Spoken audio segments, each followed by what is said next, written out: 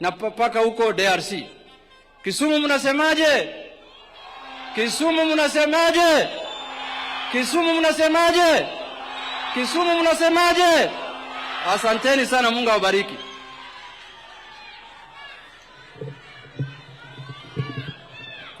Asante sana ndugu Junet kwa hayo mawaidha. Thank you so much. Your Excellency, this is truly transformative. And really, as we come to mark this historic event, Your Excellencies, we cannot more than thank you for putting the economies of the two countries where we are today, to be able to build this major infrastructure that connects us from the port of Mombasa, Naivasha, Kisumu, Malaba, all the way through Rwanda to DRC in Ukombele Kidogo. And thank you so much. To take it forward from there, Your Excellency, allow me to invite the Prime Cabinet Secretary, Mheshimiwa Musalia Mudavadi, to come and make his remarks, and invite the party leader for ODM, Oburu Odinga, to make his remarks. Thank you so much. Musalia Mudavadi, karibu sana.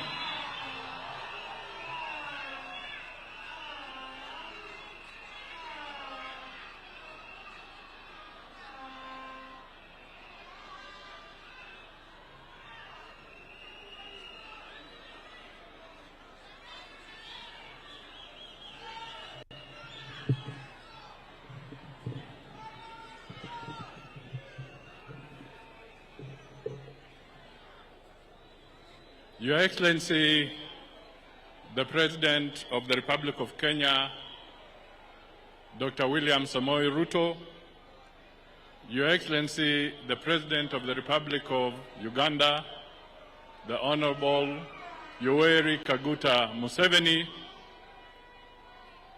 distinguished guests,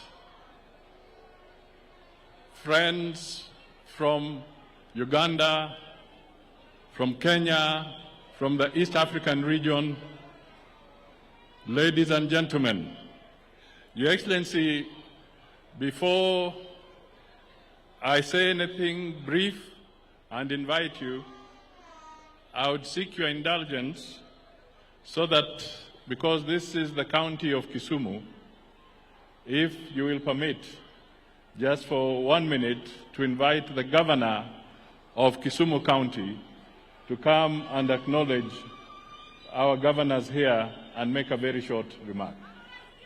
Can we invite the Honorable Professor Anyang' Nyong'o?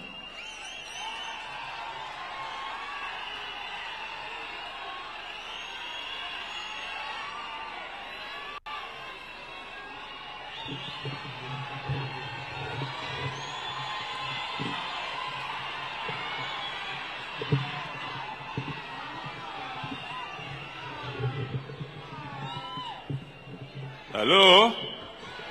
Hello? Karibuni Kisumu. Your Excellency, Dr. William Samoei Ruto, EGH President of the Republic of Kenya and Commander-in-Chief of the Kenyan Armed Forces, Your Excellency General Yoweri Kaguta Museveni, President of the Republic of Uganda, together with your esteemed delegation, sir, honorable members of the cabinet present, elected leaders, officials of the national government, distinguished guests, ladies and gentlemen. Before I speak, I would like to recognize my colleagues who are here, the governors of Homa Bay,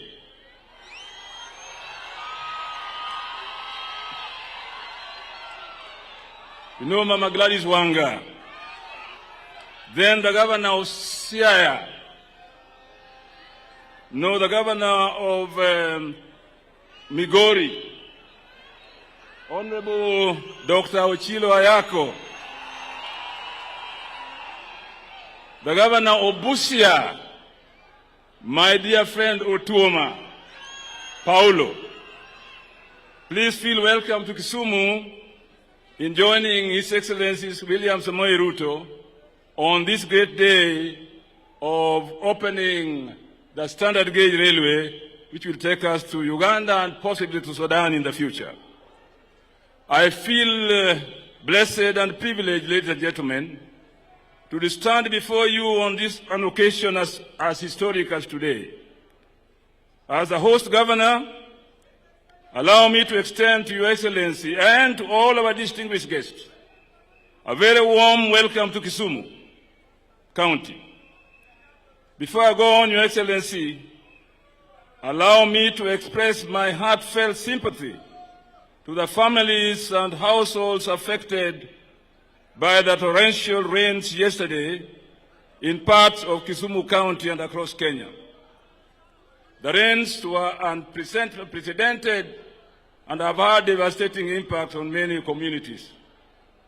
I want to assure the people of Kisumu that your government and our administration will make sure that in the future this is controlled. In addition to the ongoing Soin Koru Dam project, which is aimed at managing floods in the Kano area, we expect the National Youth Service, Your Excellency, to complete the dike construction along River Miriu in Lower Nyakach. At the same time, Your Excellency, the city management team will actively work to clear drainage systems within the city to mitigate further risks. So I assure you, Your Excellency, next time we have heavy rains in this part of the world, Kisumu in particular, we shall make sure that we mitigate against floods. Your Excellency, thank you very much. I would like to give my dear friend, Musalia Mudavadi, opportunity to continue. Thank you.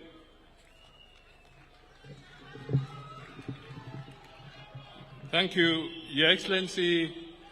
Let me now also take this opportunity to invite the party leader of ODM,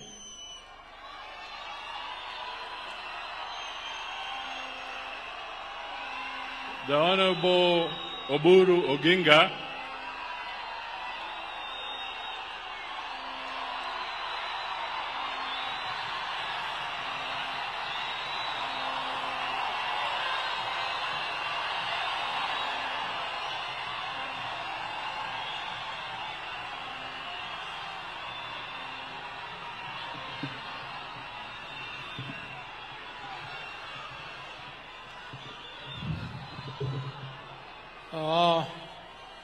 Your Excellency, the President of the Republic of Kenya, Dr. William Samoei Ruto, Your Excellency, General Kaguta Museveni, and all protocols observed.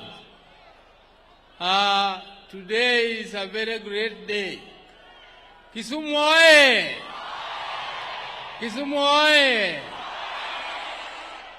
Your Excellencies, this is a very great day for us here in Kisumu, because this SGR railway was conceived during the government of President Kibaki, but it was implemented during the Ruto Oburu first regime. When the next regime, where His Excellency President Ruto was also there, tried to push this project to be implemented and to go further up to Uganda, Your Excellencies, it became a very, very heavy thing to do, because the explanation given then was that it was unviable, and therefore it could not be financed, and therefore it could not continue. Mr. President, you have invented a way of financing this project, and this project is now continuing not only to Kisumu, but to Malaba and up to Uganda. But Mr. President, I now wonder how an unviable project 5 years ago has become viable 5 years later. Mr. President, this is a show of commitment to developing infrastructure, Without proper infrastructure, Your Excellencies, it is impossible to connect our three countries. These three countries of Uganda, Kenya, and Tanzania. They were supposed to be one country. It is just because of colonial divisions that they became separate countries. If you look at Kenya and Uganda, Samias are on both sides. The Tesos are on both sides. We go to Uganda, the Maasais and up to Wadigos down there are all in both sides of the countries. They are supposed to be one country. And Your Excellency, Museveni, President Museveni, I appeal to you, please make this lake of ours, Lake Victoria, a common user facility so that you can manage the security of the lake jointly with us. We don't want harassment from our side and from your side. President Museveni, I plead with you and President Ruto, please make this a common user facility, how it used to be when our forefathers were managing it, without any conflict in the lake at all. I don't want to speak much more than that, but I think this infrastructure is going to open development in East Africa. It is also a show that Kisumu now is looked at from a different mirror. The mirror with which Kisumu is looked at is now different, and we are going to continue together. In Kenya, Honorable President Museveni, we are working together in a broad-based arrangement with President Ruto in order to bring the country together, to bring this unity in the country so that we can continue to develop. Mr. President, the presidents of Kenya and Uganda, I thank you very much for listening to me, and the wananchi of Kisumu hoye! The wananchi of Kisumu power! The power! We want power, and we must stay with power. Thank you.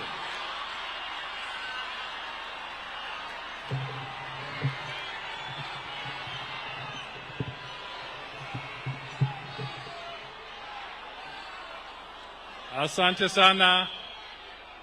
Asante sana. Asante sana, Mheshimiwa Oburu.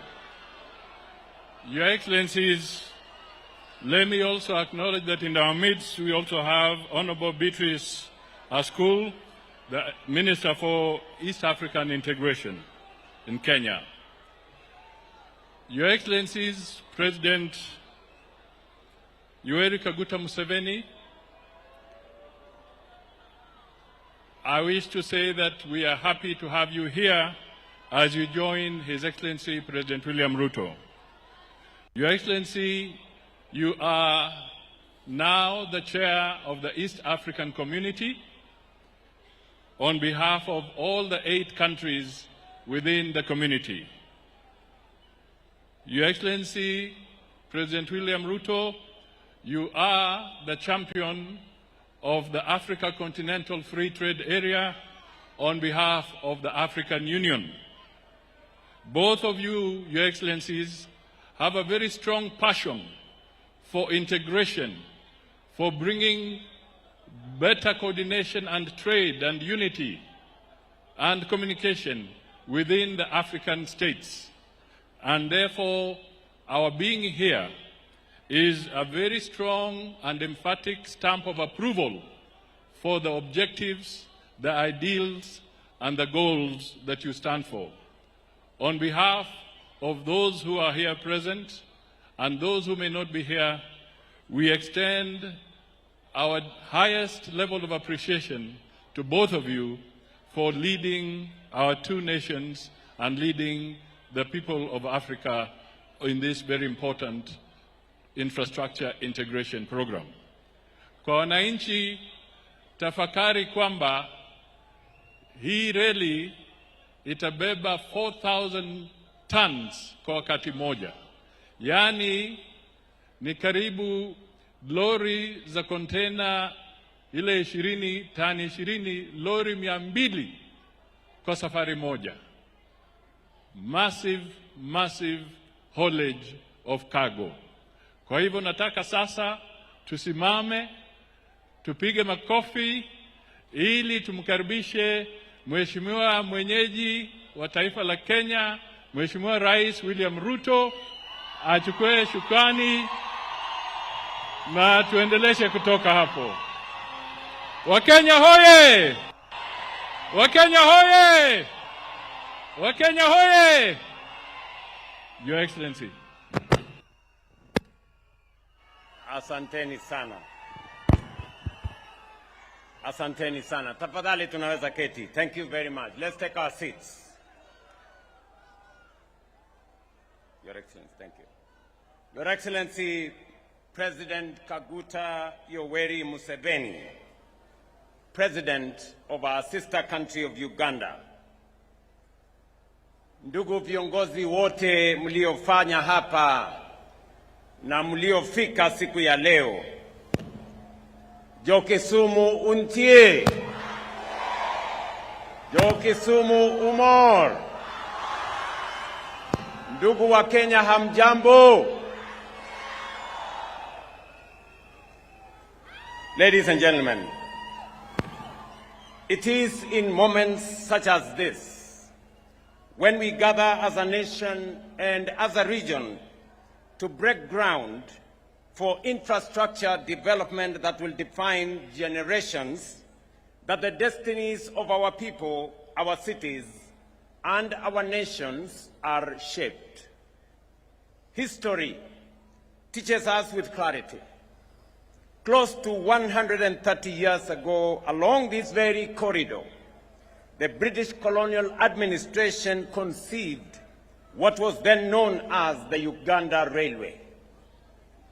Its purpose was to link the Indian Ocean at Mombasa to the interior of East Africa, thereby securing territory, controlling movement, and extracting value from the hinterland of the colonial administration.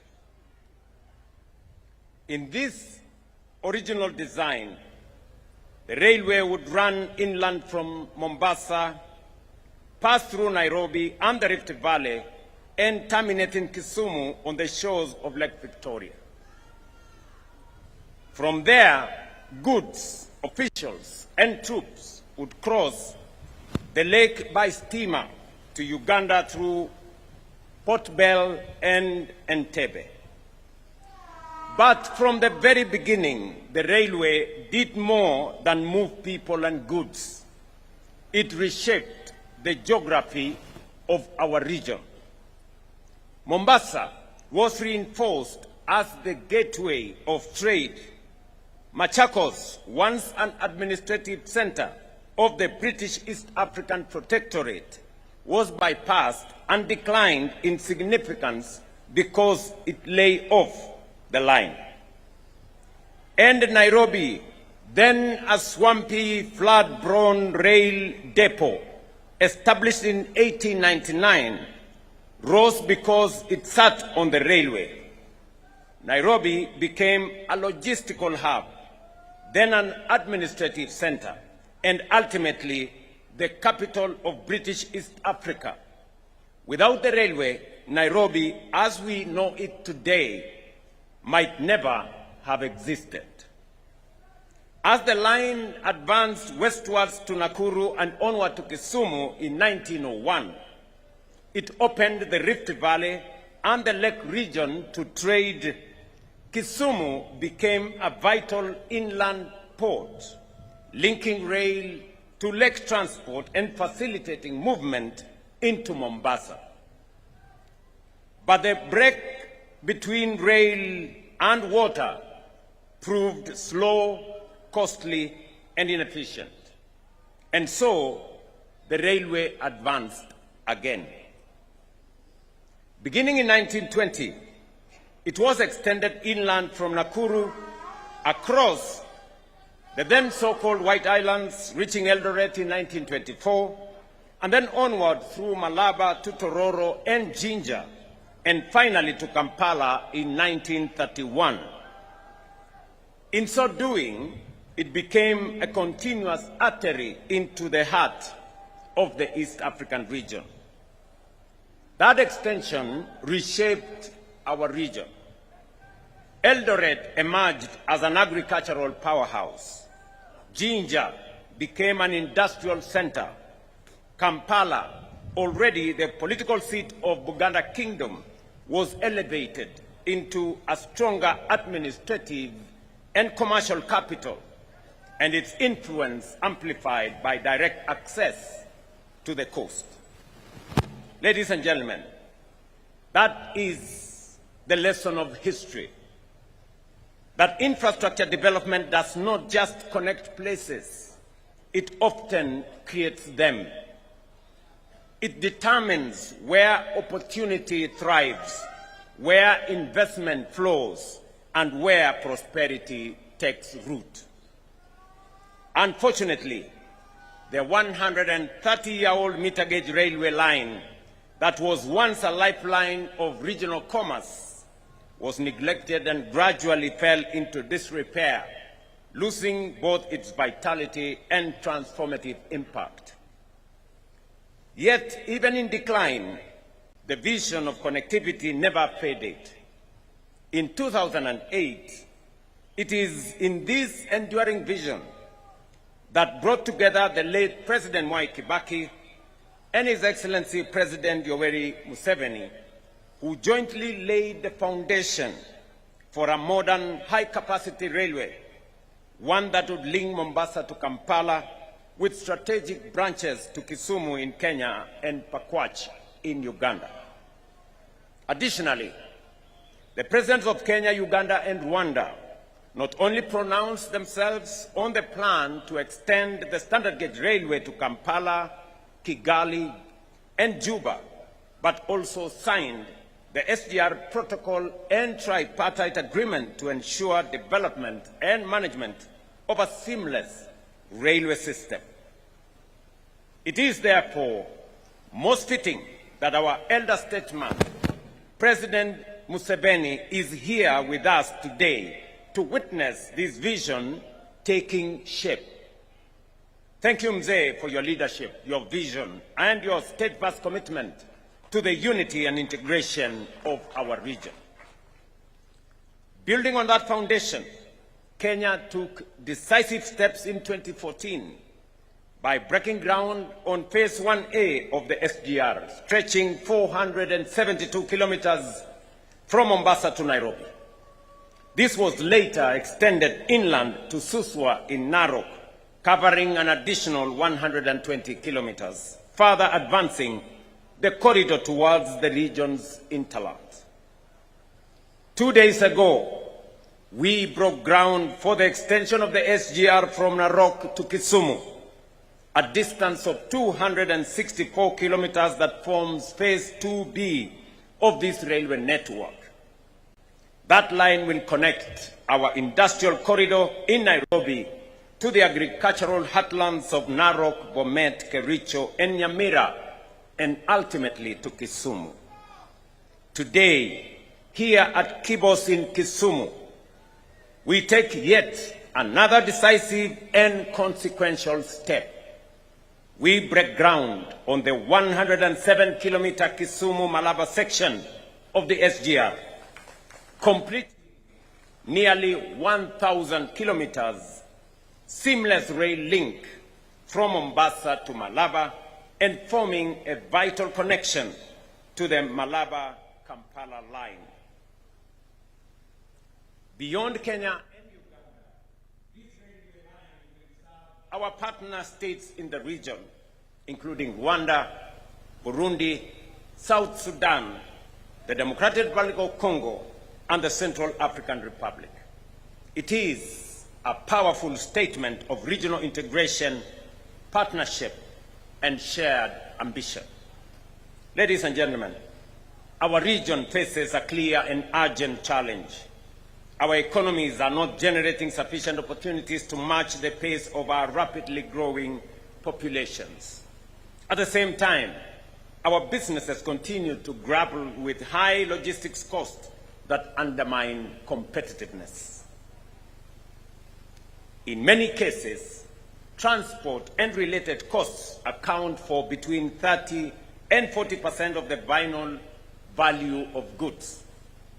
Cargo takes an average of 80 hours to move from Mombasa to Malaba and more than 100 hours to reach Kampala. We cannot build prosperity on inefficiency.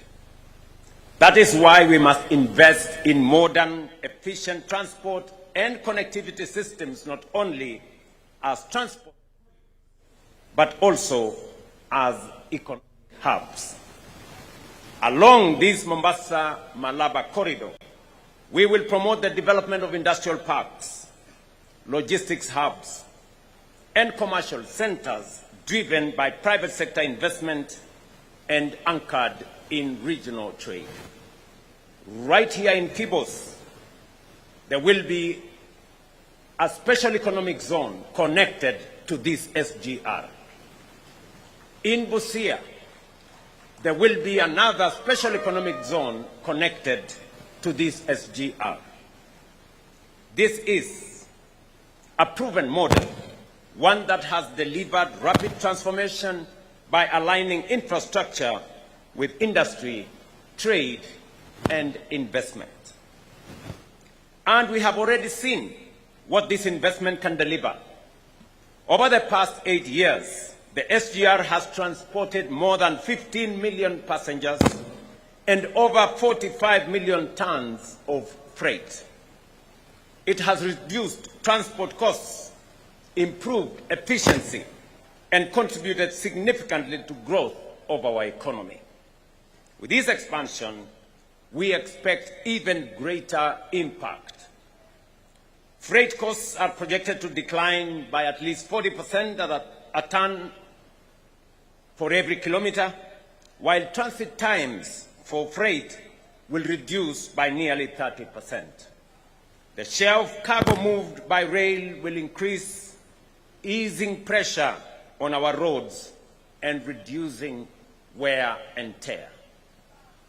But beyond the numbers lies something even greater.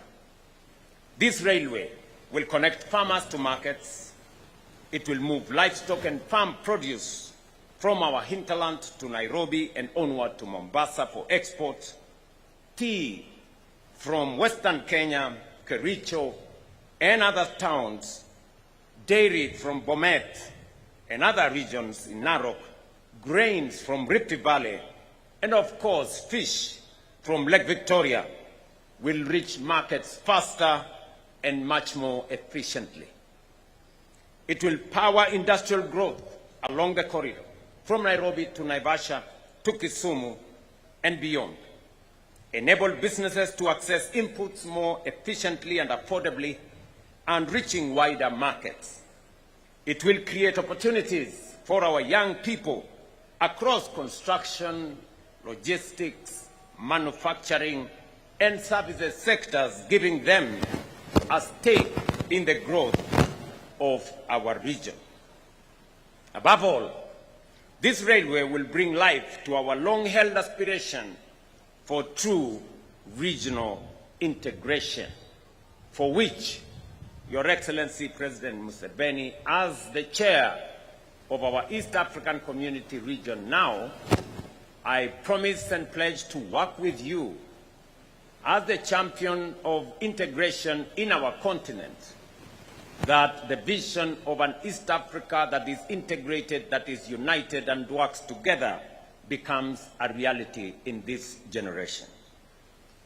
It will enable the seamless movement of people and goods from Mombasa through Nairobi across Kenya's hinterland and onward to Kampala, to DRC, to Rwanda, to Burundi, to South Sudan, transforming journeys that once took days into trips in hours.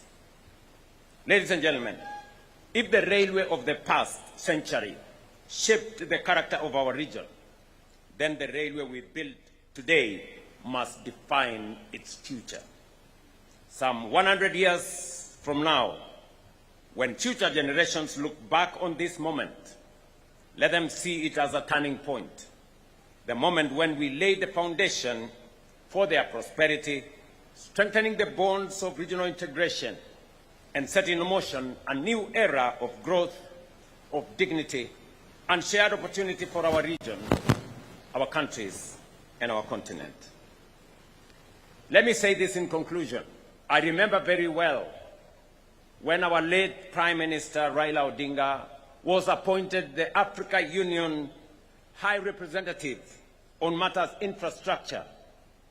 One of the most consequential suggestions that he made is the connection of the East African region to the West African region, using this very route through Kenya to Uganda to DRC to Congo-Brazzaville, all the way to the Atlantic Ocean on the other side.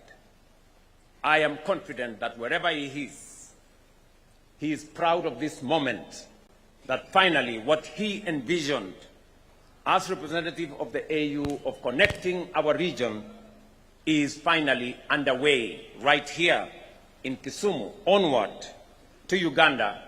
And I am informed by President Museveni that the section from Malaba to Kampala is already awarded and is underway, and finally it will be connected from Kampala to Kasese in the DRC border. Your Excellency, this is a very proud moment for us as Kenya, as we see this infrastructural development that is not just a rail, it is a commercial lifeline, it is a logistics hub, and it is a regional investment that is going to transform the business environment, is going to transform the fortunes of our farmers, of our producers, of our industrialists, of our business people, and create wealth in our region. Kwa watu wa Kisumu na watu wa sehemu hii, vile kiongozi wetu wa ODM alivyosema, mpango wa kusukuma hii reli kutoka pale Naivasha, mnajua tulielezwa ya kwamba na wengine wachache wakasema ile reli imekuwa reli to nowhere. We are now telling them it was never a railway to nowhere. It was always our plan that this railway was going to be a railway to prosperity. It was going to be a railway to the transformation of the Republic of Kenya. And the naysayers, the people who don't believe in the transformation of Kenya, we want to persuade them that it may take a little while. It may have delayed a bit in Narok, but today we are making sure that this transport corridor, this logistics corridor, is going to transform not just the East African community, but it is going to position Kenya, Mombasa, and the East African region as a region for economic transformation.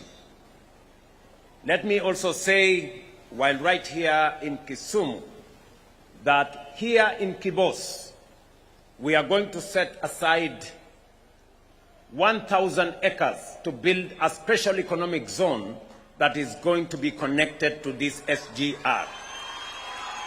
It is a program that we have worked with and we have worked on. And as I have said, I was a few days in the county of Busia, and the people of Busia equally informed me that they would want this railway to be connected to Busia town, and I did commit to them that the special economic zone in Busia is going to be connected to the standard gauge railway as we transform the economy of the East African region. The governor of Busia is right here, and he knows the request of the people of Busia when I was there a few days ago.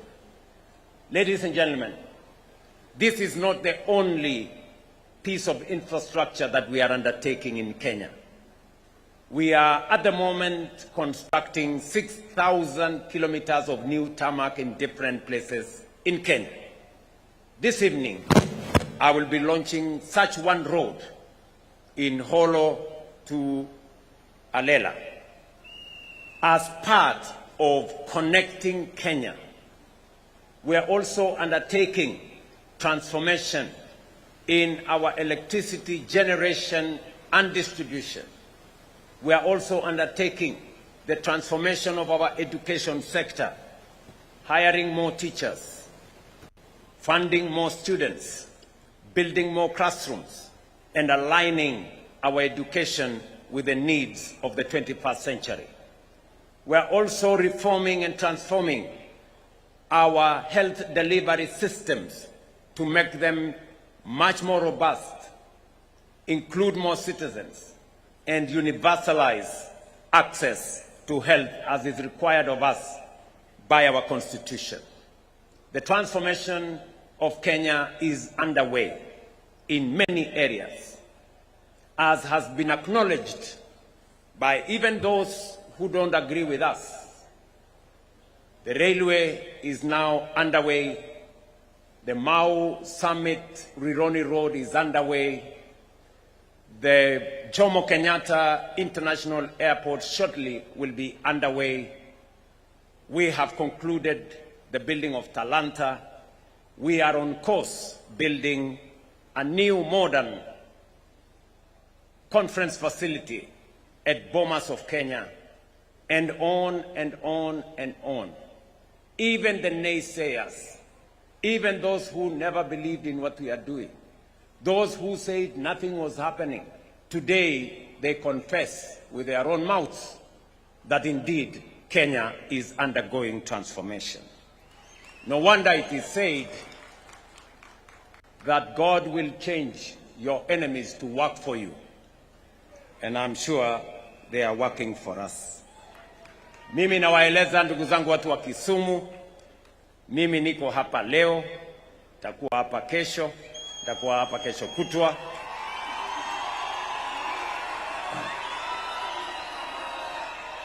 Sasa nyinyi ile mtafanya, mtaanza kunizoea. Mtaanza kufanya nini? Mwanze kunizoea. Sijui kama tunaelewana baba. Tunaelewana? Na kazi ya kubadilisha taifa letu la Kenya inaendelea. Barabara tunajenga, watoto wetu tunawasomesha, health delivery ya universal inasonga mbele, mambo ya kuunganisha stima inasonga mbele, tunajenga infrastructure tofauti tofauti, na tunawatangazia wale ambao wanataka kushindana na sisi ya kwamba miradi yetu ya maendeleo inaendelea. Kenya tunaitransform, na mimi nataka niwaambie tuko tayari na tuko kadi. Kama mnataka hiyo, tuko kadi tayari. We are ready for you when the time comes. Kwa hivyo nasema asante sana. Let me now take this opportunity with a lot of humility to request our leader, mzee wa jamii yetu ya bara la Afrika, rais wa Uganda, Mheshimiwa Generali Yoweri Kaguta Museveni, to speak, Your Excellency, to your people of Kenya and of East Africa. Your Excellency, sir.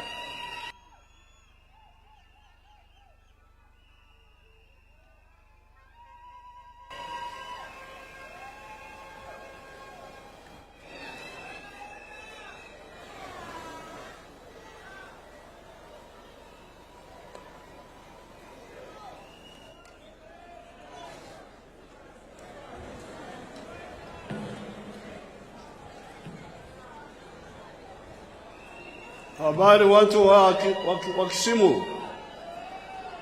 Habari. Tie maber. Mulembe. Uliena. Makua.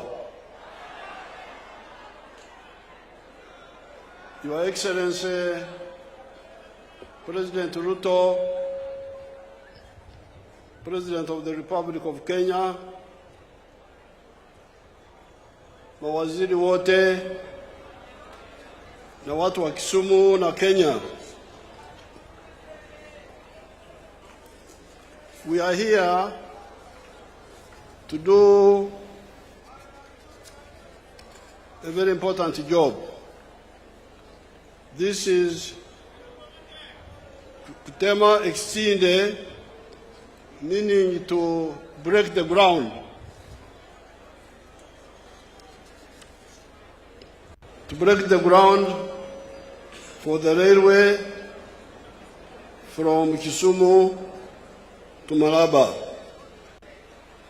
the SGR, the modern railway. The railway is part of the rationalization.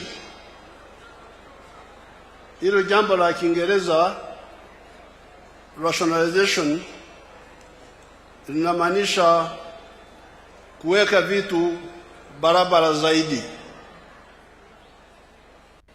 This railway is part of the rationalization of our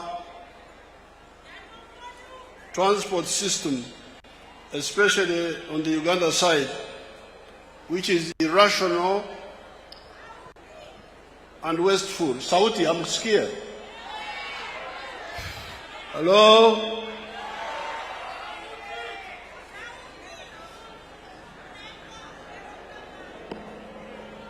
I was saying that the railway is part of the rationalization of our transport system, especially on the Uganda side, which is irrational and wasteful. Why? Because the items being transported are concentrated on the road, i.e. passengers, light cargo, heavy cargo, petroleum products are all on the roads. Sasa hivi usafiri kwa barabara ni mchanganyiko. Kwa lugha za Uganda tunasema akatogo. Akatogo means kuchanganya maharagwe na ndizi. So the transport now is akatogo on the roads. Our plan is to transfer all heavy cargo to the railway. Hii ndio maana ya hii mradi. Mizigo yote mizito sana toka kwa barabara kwenda kwa gari moshi. Ndio maana yake. Then transfer all the petroleum products to the pipeline.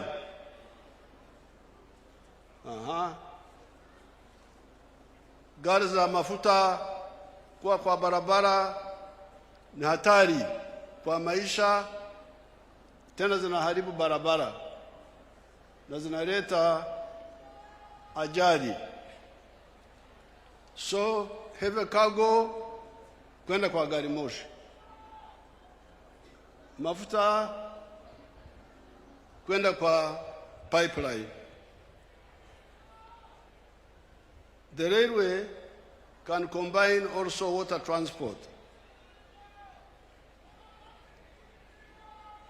Now, this now leaves the roads for passengers and light cargo.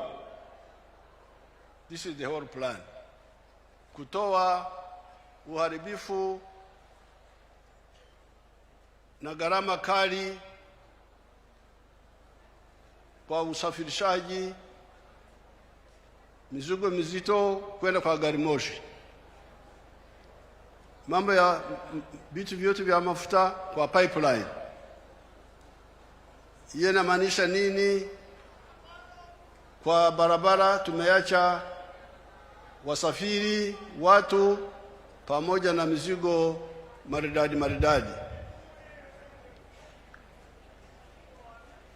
In transporting heavy cargo and petroleum products to the pipeline and the railway, we are not aiming at just convenience and crowding the roads by all the items. But we are also looking at the competitiveness of the economies. Kwa sababu bidhaa tunalima shambani, tunatengeneza viwandani, lazima hivi bidhaa mtu mwingine anunue. Sasa bidhaa zetu zikiwa gari kali vitakosa soko. Hakuna mtu anaweza kununua kitu cha bei ya juu, kumbe mchina anafanya kile kitu kwa bei ya chini. So it is madness to go on with the road transport for cargo for the railway. It is suicide. Tunakuwa tunajua sisi wenyewe. Hatuweze kushindana kwenye soko za ulimwengu.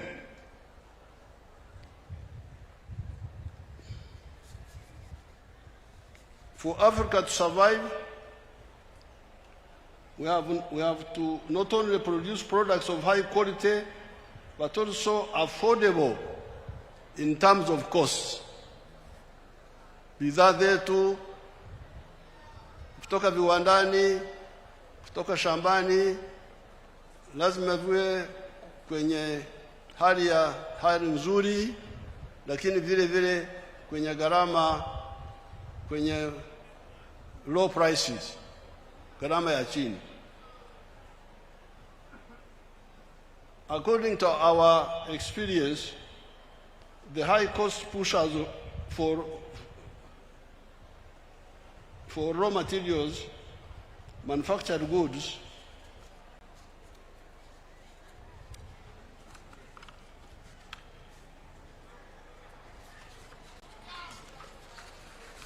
and agricultural products are transport, energy like electricity, and the cost of money. Kule kwetu tumechambua, tunaona kwamba vitu ambavyo vinapandisha gharama za vitu ni vitu vitatu: usafirishaji, umeme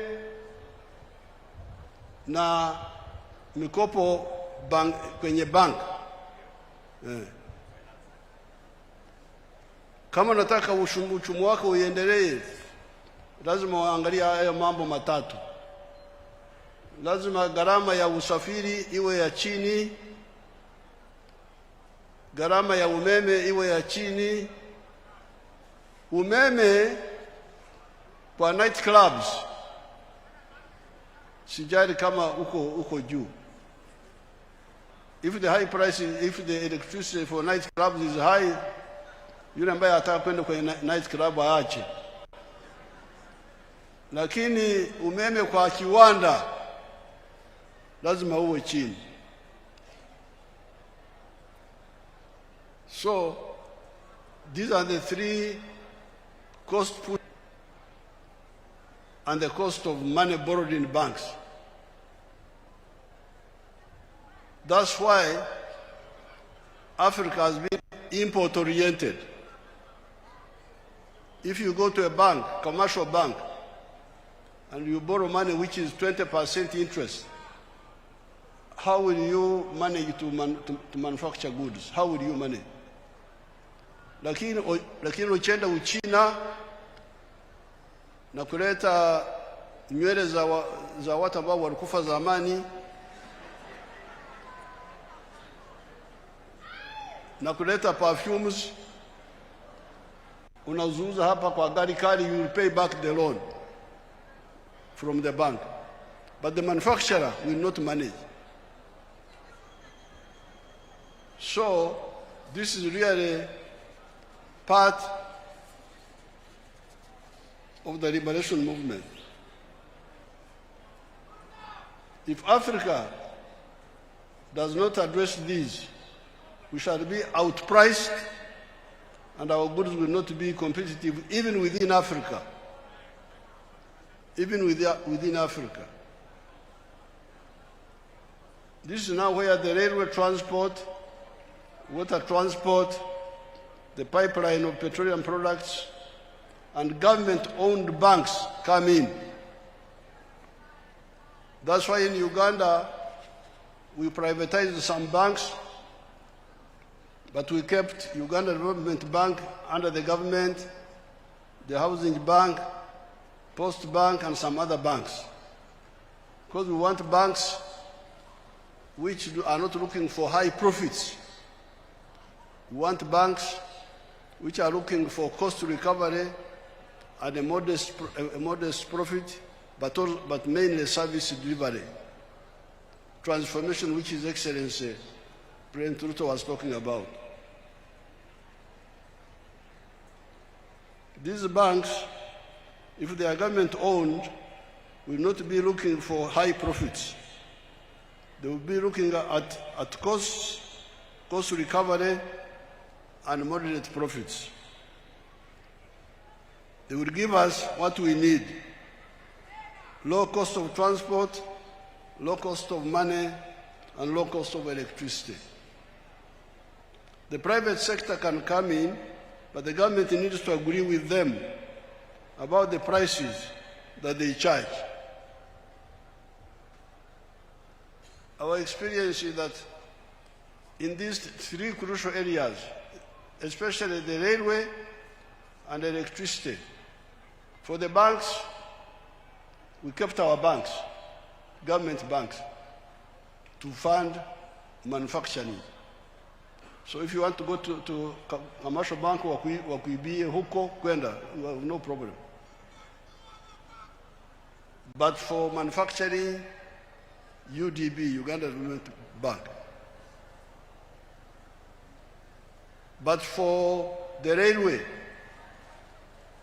you know, we had part of the problem of the meter gauge railway, that railway, the one of Naivasha, Molo, Eldoret. We had tried to privatize it. And that's how it got into problems. The private people were looking for high profits. That's how they got into all these problems. We have now taken it back. Private sector can come in the electricity, but we must agree beforehand about the prices. What prices are you going to charge per kilowatt hour? For the two, the railway and the electricity. Other things, I don't mind. Road transport, if the garam is too high, stay at home. Where are you going? But for the railway and electricity, they are the bone marrow of the economy. What do you call bone marrow in Swahili? Huh? Mtu wa mgongo. Waswahili hawana maneno ya kutosha. Nitawaletea maneno ya kule bara. Kwa Uganda tunasema musomyo, na kwa Kinyankole tunasema umshokoro. Bone marrow. The bone marrow of the economy is electricity and transport, especially rail transport. So therefore, I'm very happy to be here to take part in this historic. I want to congratulate Kenya for struggling and bringing the railway from Mombasa to Nairobi, from Nairobi to Naivasha, now from Naivasha to here, and now from here to Malaba. We are going to push our part. We are already pushing our part from Malaba to Kampala, from Kampala to Kasese, Kasese to Mpondwe, drinking with DRC, And then we are working on the railway from Tororo to Gulu to Nimule to Juba, and also on the line from Bihanga to Kigali, on the other, a branch. So you people who have come here, you are, every one of you should take a picture of yourself here, because you are now part of history.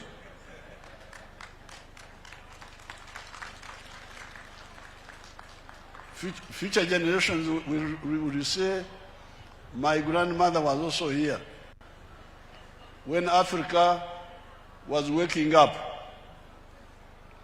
Unajua shida ya Afrika ni kulala. Wanapenda kulala, mambo yanakwenda mbele ambao umelala. Lakini sasa mnaona tunaamka pole pole. Kwa hiyo kulala kwa lugha wanasemaje? Nino. Kwa lugha kulala wanasemaje? Nino. Kwa actually tunasema nino. Okay, hiyo. Kwa hiyo namshukuru Rais Ruto kwa kazi nzuri amefanya kutualika hapa. Namshukuru ndugu yangu marehemu Raila Odinga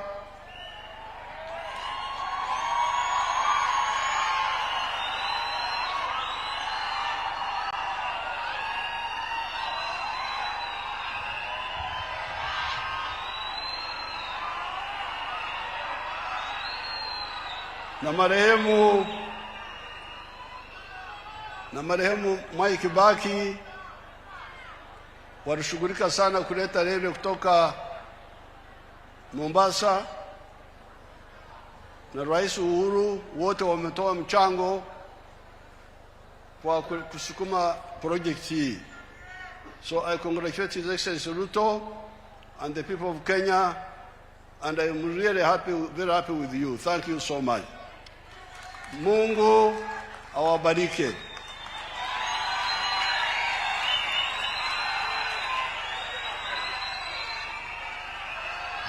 Wapi makofi ya mzee Yoweri Kaguta Museveni?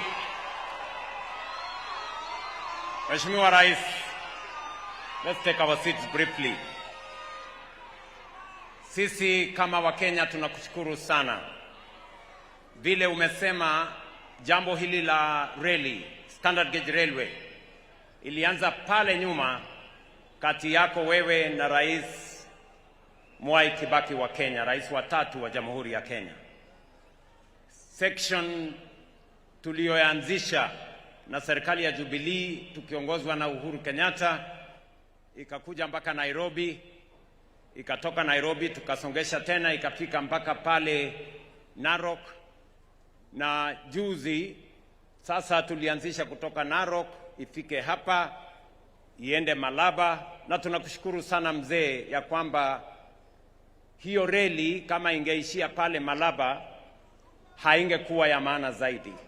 Kwako wewe kuunganisha sasa kutoka pale Malaba iende Kampala mpaka Kasese is to truly unlock the potential of this great transport corridor.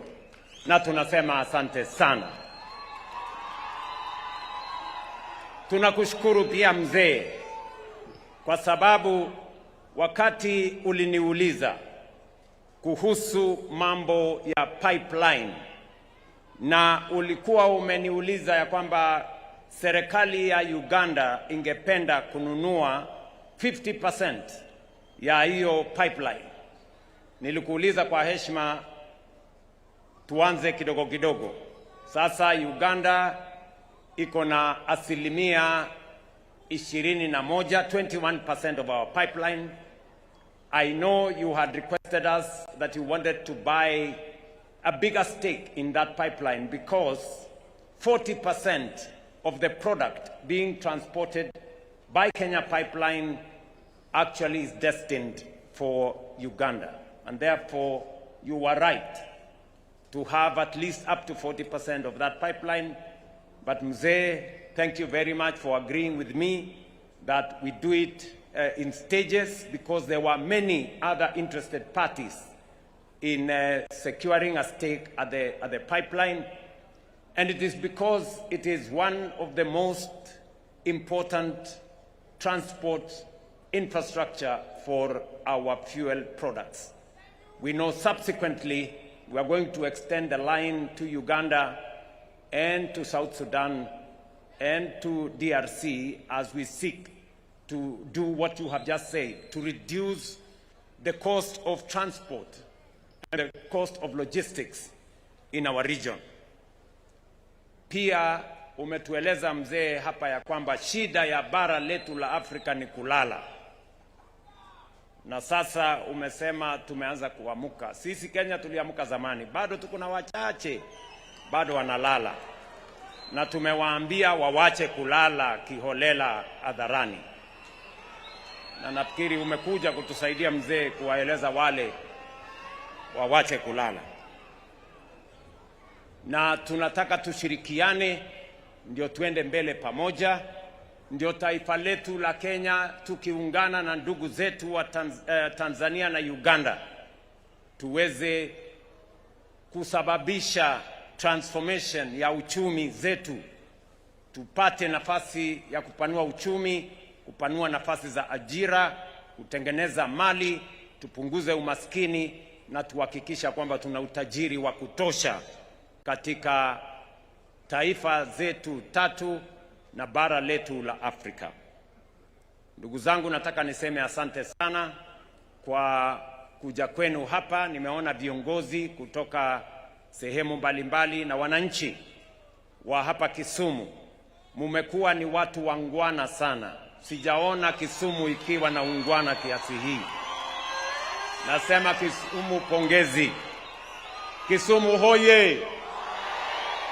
Kisumu hoye! Mimi nimeona ya kwamba watu wa Kisumu wamejipanga vilivyo. Na malengo yenu sasa ni mambo ya maendeleo ya sehemu hii. Na mimi nataka niwahakikishie ile siasa ya zamani, siasa ya ukabila na chuki na ubaguzi haitaendeshwa tena katika taifa letu la Kenya. Na wote wale wenye pepo za ukabila na chuki hawatapata nafasi katika taifa letu la Kenya. Mimi nawashukuru sana, and I want to assure you that we are going to move together. Siasa ya chuki na ubaguzi tutaifungia nyuma, na mimi nitahakikisha ya kwamba mambo ya ubaguzi iliyoendelea kwa miaka nyingi tunaizima na Kenya inaungana. Na mimi nawaeleza mbele na nyuma, kulia na kushoto, juu na chini, sehemu hii haitabaguliwa tena. We are going to move together as one people with a common destiny, the people of the Republic of Kenya, working together with our regional partners as the East African community. Kwa hivyo asanteni sana, nimefurahi kuwa hapa, na watakia baraka ya Mungu. Nyasaye okwedu. Mungu wabariki. Hebu tumpongeze Rais wa Jamhuri ya Kenya na pia Rais wa Jamhuri ya Uganda. Na kwa sasa, Your Excellency, there is a presentation of a gift from His Excellency the President of Kenya to His Excellency the President of Uganda. And this gift is being presented as a memento for today. Wapi makofi ya Rais akimpatia mwenzake Rais wa Jamhuri ya Uganda zawadi yake. Naona pale imechorwa reli na tunaona iko sawa kabisa. Kwa sasa naomba sote tuweze kusimama ili tumalize kwa East African Anthem being our closing prayer. We'll do the